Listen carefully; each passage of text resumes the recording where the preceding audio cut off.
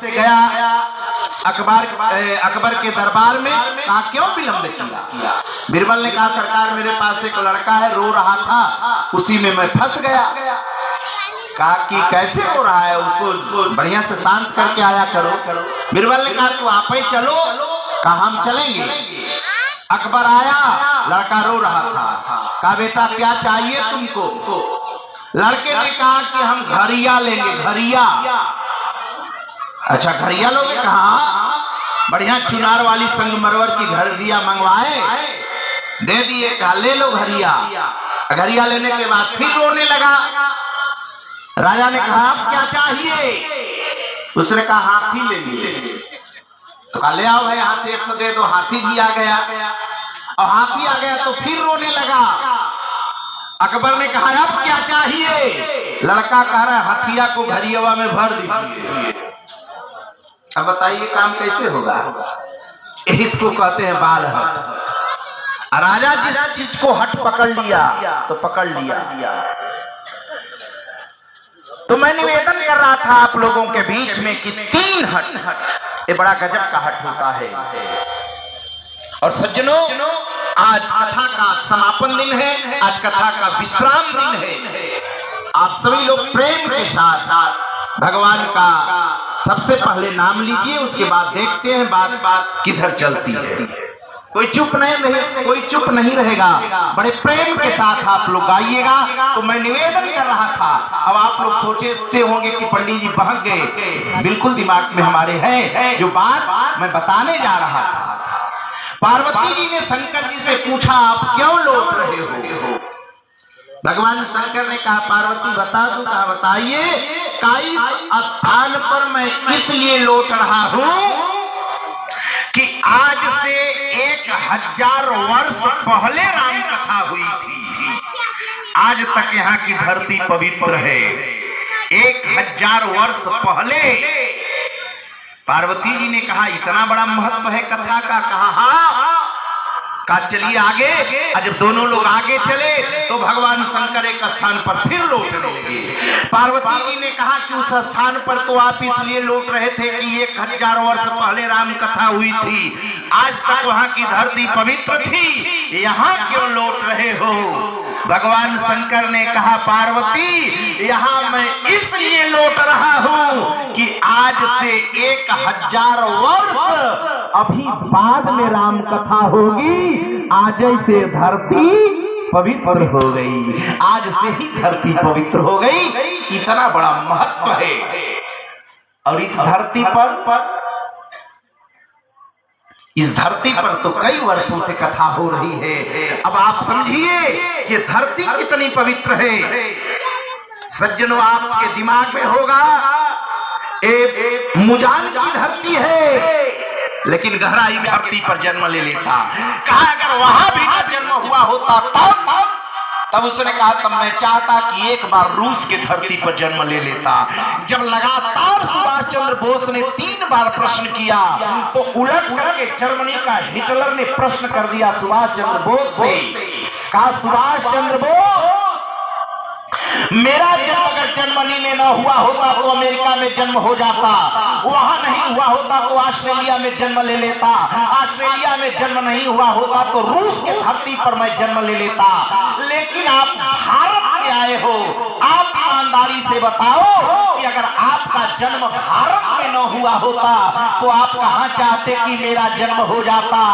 सुन लेना मेरे प्यारे भाइयों, सुभाष चंद्र बोस ने उस जर्मनी के हिटलर को क्या उत्तर दिया। सुभाष चंद्र बोस ने कहा मिस्टर हिटलर आपका जन्म अगर जर्मनी में न हुआ होता तो आप अमेरिका की धरती पर जन्म ले लेते, लेकिन अगर मेरा जन्म भारत में न हुआ होता तो चुल्लू भर पानी में नाक दरेर कर मर जाता, लेकिन दूसरे देशों में जन्मने का प्रयास नहीं करता। ये वो है भारत की धरती, ये वो है भारत की धरती। इसलिए बड़े हृदय के साथ प्यारे एक बार जय बोलिए भारत माता की, भारत माता की, भारतीय संस्कृति की, भारतीय संस्कृति की। ओम नमः पार्वती पतये हर हर महादेव। आइए सज्जनों, अब 2 बार भगवान का नाम बड़े प्रेम के साथ माताओं ताली बजाते हुए, और आप सब लोग माताओं छोटे छोटे बच्चों को शांति से बैठा लो। कथा में बच्चों को ले आना चाहिए, थोड़ा डिस्टर्ब तो करते हैं आदरणीय प्रिंसिपल साहब, लेकिन ले करके आना चाहिए। देखिए हमारे प्रिंसिपल साहब लेकर के आएगा। सज्जनों एक बात मैं बता दूं, एक बहुत बड़ा उद्योगपति और जबरदस्त बहरा था, वज्र बहिर था, और उसके गांव में कथा हो रही थी। उसने अपने बेटे से कहा, बेटा राम कथा में ले चलो। उसने कहा, उसका बेटा कहा, आपको तो सुनाई नहीं देता है, आप क्यों जा रहे हैं राम कथा में? कहा ले चलो। 1 घंटा कथा होती थी। ब्यास जी को मालूम नहीं था कि ये वज्र बहिर है। सज्जनों जब 8वें दिन 9वें दिन जब कथा का विश्राम होने को हुआ, ब्यास जी को पता चला कि जो उद्योगपति है ये वज्र बहिर है, इसको जरा भी हमारी आवाज नहीं सुनाई देती है। तब ब्यास जी ने इशारा में कहा, जब आपको सुनाई नहीं देता है तो आप क्यों आते हैं राम कथा में? बाहरे वह व्यक्तित्व उसने हाथ जोड़ करके कहा, गुरुदेव मैं इसलिए आता था कि हमारे बहाने, हमको पहुंचाने के बहाने कम से कम हमारा बेटा तो 1 घंटा कथा सुन लेगा। अगर हम नहीं आते तो मेरा लड़का 1 घंटा राम कथा में नहीं बैठ पाता। गुरुदेव मैं अपने लिए नहीं, मैं अपने बेटे के लिए यहाँ कथा में आता हूँ। बाहरे भारत का बाप उस स्थिति में भी अपने बेटे का ध्यान देता है, अपने बेटी का ध्यान देता है। सज्जनों ऐसे बाप को नमन है, ऐसे भारत के बूढ़े व्यक्तित्व को नमन है। इसलिए आप सभी लोग प्रेम के साथ ताली बजाते हुए सभी लोग भगवान का नाम गाएंगे। माताओं मस्ती से ताली बजा देना, ताली बढ़िया से। सीताराम सीताराम सीताराम सीताराम सीताराम।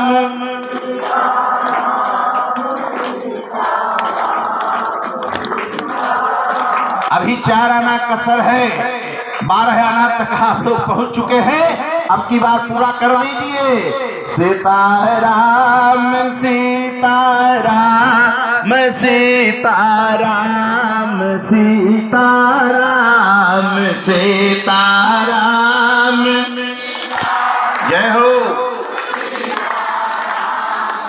सीताराम राधे श्याम राधे श्याम राधे श्याम राधे श्याम राधे श्याम।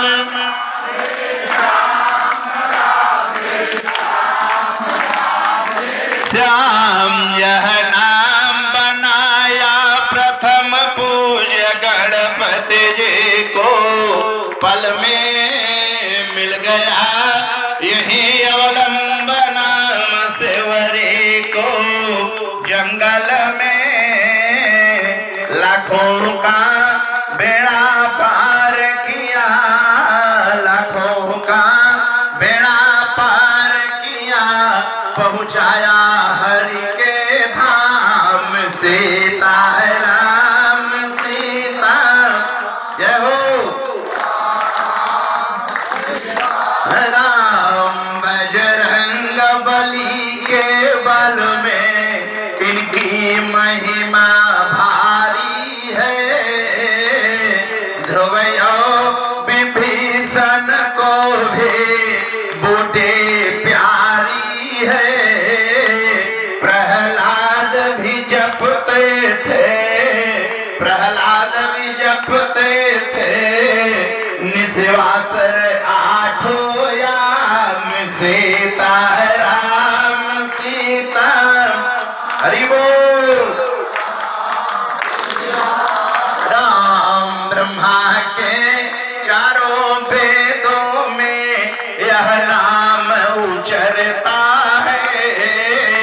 शिव जी के मानस मंदिर में दीप दीपक सा जलता है, नारद के बीड़ा पर बजता है, नारद के बीड़ा पर बजता है, ये सुंदर नाम सीताराम सीताराम,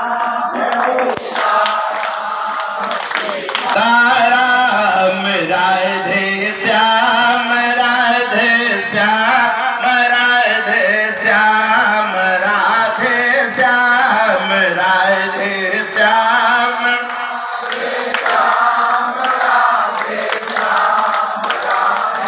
श्याम सब कोई कहे अनारी, मोदलता इससे क्या होता है, हम क्या बतलावे प्रेमी जन, इसमें क्या टोना है, श्रद्धा से जप करके देखो, श्रद्धा से जप करके देखो, होवे पूरन काम सीताराम सीताराम राम, राधे श्याम राधे श्याम राधे श्याम राधे श्याम राधे श्याम,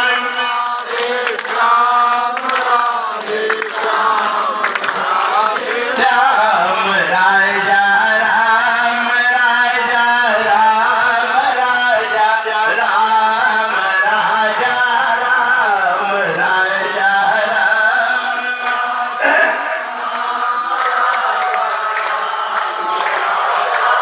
बोलिए राम कृष्ण भगवान के, श्री हनुमान जी महाराज के, नगर बस के।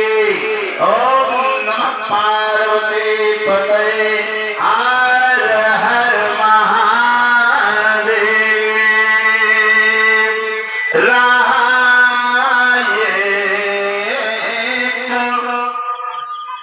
दिन अवधि अधारा, असमुझ मन दुख भयऊ अपारा। सज्जनों, आज का दिन केवल रहा एक दिन अवधि अधारा, और आज का विश्राम दिन भी है, और इसको यूं भी कह लिया जाए तो आज विदाई का भी दिन है। माताओं नोट करना, विदाई का दिन कितना कष्टदायी होता है, कितना कष्टदायी होता है।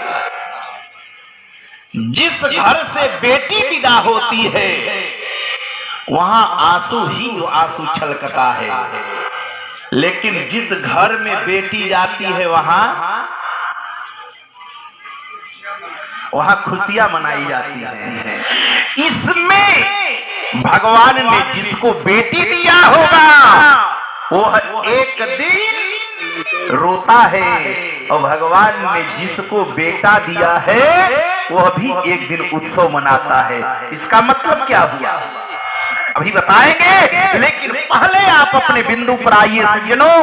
विगत मैंने कई दिनों से एक ही चौपाई की व्याख्या आप लोगों के बीच में कर रहा हूं, जरा सावधानी से देखिएगा। वह कौन सी अर्धाली आज तो मालूम हो ही जाएगा। और आप कहां तक गए थे, कहां वो सियार जिस समय जिह्वा को खाने के लिए चला, तब महात्मा नदी के किनारे खड़े खड़े जोर से आवाज दे रहे हैं। महात्मा ने क्या कहा, ए जम्बो ठहर जा, और सियार ठहर गया। कहा जिस जिह्वा को तू खाने जा रहा है वह अभागिनी जिह्वा कभी भी भगवान के नाम का उच्चारण नहीं की है। भूखा हुआ सियार है प्यारे, नोट कर लेना। सियार ने छाती पीट करके कहा कि ये महात्मन, भूखों मैं मर जाऊंगा, लेकिन लेकिन ऐसे पापी जिहवा को मैं खाने वाला नहीं हूँ। और जरा सुन लेना, कहा वो जानवर है, हमारे भारत देश का रहने वाला जानवर इतना बढ़िया आहार मिला और खाने के लिए चला, एक एक करके तो खाना चाह रहा है, लेकिन महात्मा ने मना कर दिया। अंत में परिणाम क्या निकलेगा सज्जनों, नोट कर लेना। आज हमारे देश के संत की बात मानने के लिए हमारे देश का जानवर तैयार है, लेकिन आज संत की बात मानने के लिए आज का मानव तैयार नहीं है। नोट करिएगा बढ़िया से, कहा एक घाट पर जानवर खड़ा है और एक घाट पर हमारे देश का महात्मा खड़ा है, जबकि वह जानवर भूखा है, तड़प रहा है नदी के किनारे, लेकिन वो सोच रहा है ये संत का निर्णय है, संत जो कहेंगे वो सही कहेंगे। संत की वाणी पर उस जानवर को भरोसा है। हम समझदार आदमी हो करके संत की वाणी पर भरोसा नहीं कर रहे हैं प्यारे। अब इससे बड़ी दुर्दशा और क्या होगी।